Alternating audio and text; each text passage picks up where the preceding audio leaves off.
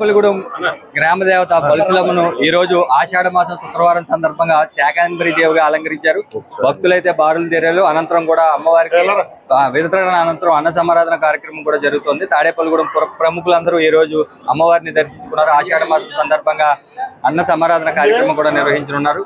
బొలిశెట్టి రాజేష్ తో పాటు పలువురు ప్రముఖులు అయితే అమ్మవారిని సందర్శిస్తున్నారు. అయితే ఏ విధమైన ఆలయం ఏ విధంగా డెవలప్ చేద్దాం అసలు ఈ ఆలయం గురించి?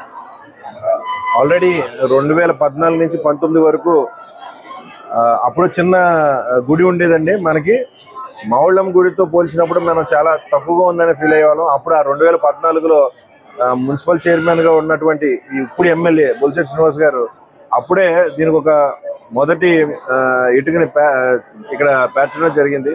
కరెక్ట్గా చెప్పాలంటే కొన్ని దశాబ్దాల తర్వాత ముందుగా ఆయన ఒక చొరవ తీసుకుని ఇక్కడ జాతర చేయడం జరిగింది.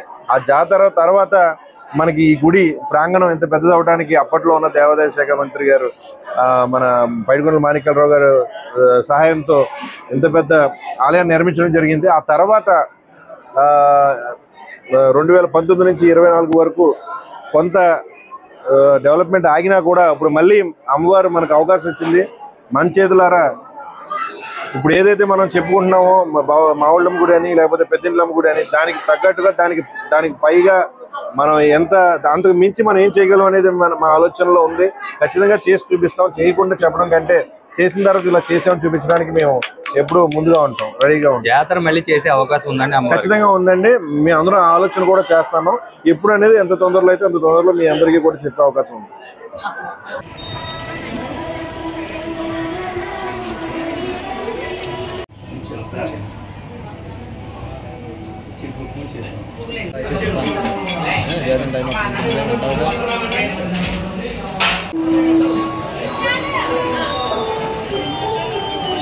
వర్తక సంఘం వారు, చిల్లర వర్తకుల సంఘం వారు సహాయ సహకారాలతో ఈరోజు కూరగాయలు అందించడం జరిగింది. అలాగే జయ పరశురామ తల్లి ఆలయ నిర్వాహకులు కాబట్టి భక్తులందరూ కూడా వేచి ఉండి అమ్మవారి యొక్క అన్నప్రసాదం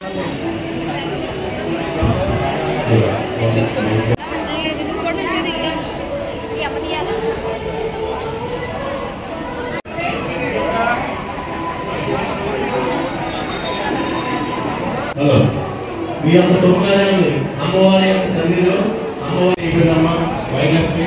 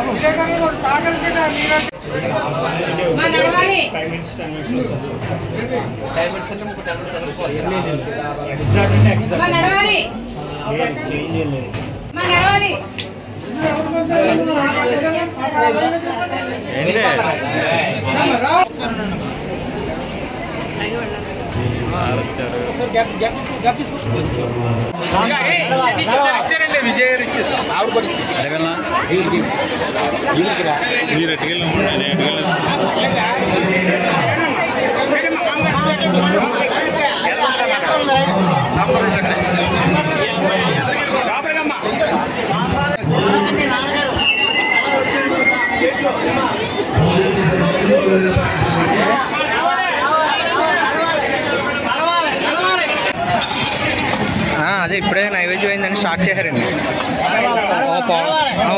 పావుగంటలు వచ్చాయండి సార్. ఇంకా లేదండి సార్. అవ్వట్లేదండి.